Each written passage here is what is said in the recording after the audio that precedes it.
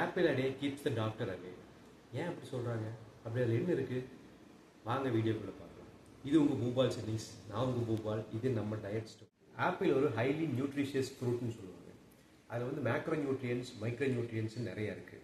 Macro நியூட்ரியன்ஸை பொறுத்த வரைக்கும் ஆப்பிளில் வந்து carbohydrates, natural sugar, low calories, water content ஜாஸ்தியாக இருக்கும், டயட்ரி ஃபைபர்ஸ் இருக்குது, ப்ரோட்டீன்ஸ் அண்ட் லோ ஃபேட் இதெல்லாம் இருக்கும்.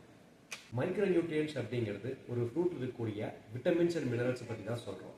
ஆப்பிளை பொறுத்த வரைக்கும் antioxidants, immune system, blood sugar regulation, metabolism, blood clotting, brain function, DNA synthesis in pregnancy அப்படின்னு சொல்லிட்டு ஏகப்பட்ட ப்ராப்பர்ட்டிஸ் வந்து ஆப்பிளில் இருக்குது. டெய்லி ஒரு ஆப்பிள் சாப்பிட்றதுல இருக்கக்கூடிய நன்மைகளை பற்றி பார்ப்போம். ஃபர்ஸ்ட் டைஜஸ்டிவ் ஹெல்த், அதாவது ஜீரண சக்தி. ஆப்பிளில் வந்து ஹை ஃபைபர் கண்டென்ட் இருக்கிறங்காட்டி அது வந்து குடலில் இருக்கக்கூடிய பாக்டீரியாஸை ரெகுலேட் பண்ணி ஜீரண சக்தியை வந்து நல்லது பண்ணி கொடுக்குது. ரெண்டாவது வந்து ஹார்ட் ஹெல்த். ஆப்பிளில் வந்து மெயின் ப்ராப்பர்ட்டி என்னென்னா எல்டிஎல் அப்படிங்கிற பேட் கொலஸ்ட்ராலை வந்து கம்மி பண்ணி கொடுக்குறங்காட்டி ஹார்ட்டுக்கு ரொம்பவே நல்லதாக இருக்குது. மூணாவது வெயிட் மேனேஜ்மெண்ட், அதாவது ஃபைபர் ஹையாகவும் கலோரிஸ் கம்மியாகவும் இருக்கிறங்காட்டி வெயிட் மேனேஜ்மெண்ட் ட்ரை பண்ணுறவங்க கண்டிப்பாக டெய்லி ஒரு ஆப்பிள் சாப்பிடலாம். பிளட் சுகர் ரெகுலேஷன், அதாவது ஆப்பிளில் வந்து நேச்சுரல் சுகர் இருக்குது ப்ளஸ் ஹை ஃபைபர் இருக்கிறங்காட்டி பிளட் சுகர் ரெகுலேஷனுக்கு ஆப்பிள் ரொம்பவே சப்போர்ட்டிவாக இருக்குது. இம்யூன் சிஸ்டம் சப்போர்ட், ஆப்பிள் சாப்பிட்றங்காட்டி நமக்கு ஹை விட்டமின்ஸ் அண்ட் மினரல்ஸ் இருக்கிறங்காட்டி நம்மளுடைய எதிர்ப்பு சக்தியை ரொம்பவே அதிகப்படுத்தி கொடுக்குது. கேன்சர் ப்ரிவென்ஷன்லேயும் வந்து ஆப்பிள் வந்து சப்போர்ட் பண்ணுதுன்னு சொல்லி சில ஸ்டடீஸ் எல்லாம் சொல்லுது. பிரெயின் ஹெல்த், அது ஹை ஆன்டி ஆக்சிடென்ட்ஸ் ப்ராப்பர்ட்டிஸ் இருக்கிறங்காட்டி பிரெயினில் இருக்கக்கூடிய ஸ்ட்ரெஸ் ரிலீஃப் பண்ணுறங்காட்டி பிரெயினுக்குமே வந்து ரொம்ப சப்போர்ட்டிவாக இருக்கிறது வந்து. டெய்லி ஆப்பிள் சாப்பிட்றதுல சில எச்சரிக்கை நடவடிக்கைகளை நம்ம கடைபிடிக்க வேண்டியிருக்குது. அதாவது ஹை சுகர் கண்டென்ட் இருக்கிறங்காட்டி டயபெட்டிஸ் பேஷண்ட்ஸ் வந்து இதை அதிக அளவு உட்கொள்வதை தவிர்க்கணும். டர்ட்டி டசன் அப்படின்னு சொல்லிட்டு ஒரு லிஸ்ட் ரிலீஸ் பண்ணுவாங்க. அதாவது ஹை பெஸ்டிசைட் எக்ஸ்போசருக்கு இருக்கக்கூடிய ஃப்ரூட்ஸ் அண்ட் வெஜிடபிள்ஸ் வந்து ரிலீஸ் பண்ணுவாங்க. அந்த டர்ட்டி டசன் லிஸ்ட்டில் ரெகுலராக ஆப்பிளும் வந்து இடம்பெற்று இருக்குது. ஸோ அதனால் ஆப்பிள் வந்து கன்சியூம் பண்ணும்போது அது ஆர்கானிக்காக இருக்குதான்னு நம்ம செக் பண்ணிக்கலாம். அப்படி இல்லைன்னா நம்ம ஆப்பிளை வந்து நல்லா கழுவி தாராளமாக சாப்பிடலாம். அப்புறம் டெய்லி ஆப்பிள் சாப்பிட்றதுனால அதில் வந்து அசிடிக் கண்டென்ட் ஜாஸ்தியாக இருக்குங்காட்டி ஒரு நாள் போக்கில் நம்ம பற்களில் சின்ன சின்ன சேதங்கள் ஏற்படும். அதை தவிர்த்துக்கலாம். நம்ம ஆப்பிள் சாப்பிட்டதுக்கப்புறம் நம்ம வாய் கொப்பளிச்சிட்டாலே அது தாராளமாக சரியாக போயிடும். ஆப்பிள் சாப்பிட்றது மூலிமா அலர்ஜிஸ் இருக்குது அப்படின்னா அவங்க ஆப்பிளை தவிர்த்துக்கிறது நல்லது. யாரெல்லாம் ஆப்பிள் சாப்பிட்லாம்? குழந்தைகள், சில்ட்ரன்ஸ். 6 மாதத்துக்கு மேலே நீங்கள் குழந்தைக்கு வந்து சாலிட் ஃபுட் கொடுக்க ஆரம்பிச்சிட்டிங்க அப்படின்னா ஆப்பிளை குக் பண்ணி கொடுக்கலாம். 2 வயசுக்கு மேலே இருக்கிற குழந்தைங்களுக்கு ராவான ஆப்பிளை அப்படியே சாப்பிட கொடுக்கலாம். குழந்தைங்களுக்குங்காட்டி நம்ம தோலை சீக்கிட்டு கொடுக்கறது நல்லது. ஏன்னா தொண்டையில் சிக்கி விற்கிறது அந்த மாதிரி பிரச்சனைகள் நம்ம தவிர்த்துக்கலாம். குழந்தைங்களுக்கு கொடுக்கறதுனால அவங்களுக்கான டைஜஸ்டிவ் சிஸ்டம் வந்து நல்லா செயல்படும். அவங்களுக்கு தேவையான எனர்ஜிஸை வந்து இந்த ஆப்பிளில் தாராளமாக கிடைக்கும். டீனேஜர்ஸ்க்குன்னு பார்த்தோம் அப்படின்னா அவங்களுக்கான க்ரோத் அண்ட் மெட்டபாலிசம்க்கு ஆப்பிள் நல்லாவே சப்போர்ட்டிவாக இருக்குது. Adults, both men and women 2 பேருமே வந்து தாராளமாக ஆப்பிள் சாப்பிடலாம்.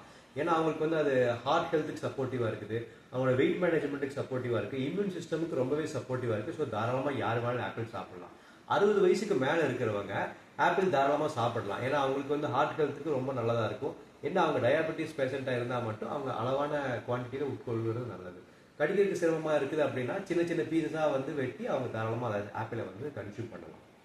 பீப்புள் வித் மெடிக்கல் கண்டிஷன்ஸ், அதாவது டயாபெட்டிஸ் இருக்கக்கூடிய பேஷண்ட்ஸ் வந்து இதை எந்த அளவில் சாப்பிடலாம்? இதில் நேச்சுரல் ஃபைபர்ஸ் இருக்குது ப்ளஸ் நேச்சுரல் சுகர்ஸ் இருக்குது. ஸோ இவங்க வந்து டயாபெட்டிஸ் பேஷண்ட்ஸாக இருந்தாலும் கொஞ்சமான அளவில் சாப்பிட்டுக்கிறது நல்லது. ரொம்ப அதிகப்படியாக சாப்பிட்டா இது பிரச்சனை தான். ஹை பிபி, ஹார்ட் பேஷண்ட்ஸாக இருந்தாங்க அப்படின்னா தாராளமாக ஆப்பிள் சாப்பிடலாம். குடல் அலர்ஜிஸ் இருக்கிறவங்க கொஞ்சம் எச்சரிக்கையாக இருக்கிறனால அவங்க டாக்டரை கன்சல்ட் பண்ணிட்டு இதை சாப்பிட்டுக்கலாம். சாப்பிடும்போது வேக வச்சு சாப்பிட்டுக்கிறது இன்னுமே சிறந்தது. கிட்னி ப்ராப்ளம்ஸ் இருக்கிறவங்க தாராளமாக ஆப்பிள் சாப்பிடலாம். அடிக்கடி ஏப்பம் வந்துட்டே இருக்குது, எனக்கு எதிர்கொலிச்சு வந்துகிட்டே இருக்குது அப்படிங்கிற மாதிரி இருக்கிறவங்க ஆப்பிளை வேக வச்சு சாப்பிட்டுக்கிறது நல்லது. ப்ரெக்னென்ட் உமன்ஸுக்கு பார்த்தீங்கன்னா இது ரொம்ப ஹைலி ரெக்கமெண்டட் ஃப்ரூட். வயிற்றில் இருக்கக்கூடிய குழந்தைக்கு அவங்களுடைய அலர்ஜிஸை போக்குறதுக்கும் அவங்களுக்கு ஆஸ்மா ப்ராப்ளமே வராமல் இருக்கிறதுக்கும் ஆப்பிள் சப்போர்ட்டிவாக இருக்குன்னு சில ஸ்டடீஸ் சொல்லுது. அவங்களுடைய மலச்சிக்கலை போக்குறதுக்கும் ஆப்பிள் வந்து ஒரு அவ்வளோ சப்போர்ட்டிவான ஃப்ரூட்டாக இருக்குது. அவங்க ஆர்கானிக்காக இருக்கிற ஆப்பிளை பார்த்து சூஸ் பண்ணிக்கிறது பெட்டர். ஆப்பிளை வந்து ஜூஸாக குடிக்கலாமா இல்லை அப்படியே சாப்பிடலாமா அப்படின்னு சிலருக்கு டவுட்ஸ் இருக்கலாம். ஆப்பிளை வந்து அப்படியே சாப்பிட்றதுல நிறைய நன்மைகள் இருக்குது. ஜூஸாக குடித்தா அது என்ன வித்தியாசம் அப்படிங்கிறத நம்ம இப்போ பார்க்கலாம். ஆப்பிள வந்து ஹை ஃபைபர் கண்டென்ட் இருக்குது. அதை நம்ம ஜூஸாக போடணும் அப்படின்னா ஃபைபர் கண்டென்ட் ஆல்மோஸ்ட் 0 ஆயிருக்கு. அப்புறம் சுகர் இருக்கிறங்காட்டி ஃபைபர் கண்டென்ட் ரெடியூஸ் ஆச்சு அப்படின்னா கான்சன்ட்ரேட்டட் சுகர் ஜாஸ்தி ஆயிடுது. அதே மாதிரி கலோரிஸும் வந்து ரொம்ப ஹை கலோரிஸ் ஆயிடுது ஜூஸாக குடிச்சா. ஆப்பிள் இருக்கக்கூடிய மெயின் நியூட்ரியன்ஸே வந்து அதோட ஆன்டி ஆக்சிடென்ட்ஸ் ப்ராப்பர்ட்டிஸ் தான். நம்ம அதை ஜூஸாக பண்ணும்போது அதை ஆன்டி ஆக்சிடென்ட்ஸ் ப்ராப்பர்ட்டிஸ் வந்து ரொம்பவே குறையுது.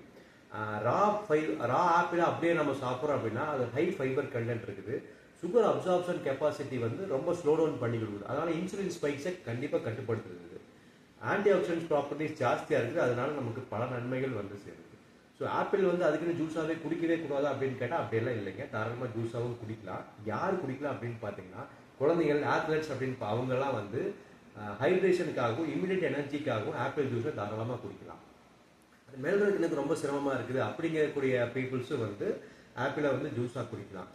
டெய்லியுமே வந்து நான் ஆப்பிள் கன்சியூம் பண்ணுறேன் அப்படிங்கிறவங்க வந்து கண்டிப்பாக ரா ஆப்பிளாக சாப்பிட்றது தான் நல்லது. டெய்லியுமே ஜூஸாக குடிக்கிறது வந்து காலப்போக்கில் அது ஒரு சின்ன சின்ன பிரச்சனைகள் கொண்டு வரும். ஜூஸாக குடிக்கிறது நம்ம அக்கேஷனாக வச்சுக்கிறது மச் பெட்டர். ஸோ ஆப்பிள் இருக்கக்கூடிய நியூட்ரிஷன், யாரெல்லாம் அதை சாப்பிடலாம், அதுக்கு இருக்கக்கூடிய நன்மைகள், நம்ம அதுக்கு எடுக்க வேண்டிய முன்னெச்சரிக்கை, இதை பற்றியெல்லாம் இந்த வீடியோவில் பார்த்தோம். இந்த வீடியோ உங்களுக்கு பிடிச்சிருந்தா லைக் பண்ணுங்கள், உங்கள் ஃப்ரெண்ட்ஸுக்கெல்லாம் ஷேர் பண்ணுங்கள், மறக்காமல் இந்த சேனலை சப்ஸ்கிரைப் பண்ணுங்கள். Until next video, it's Boombal.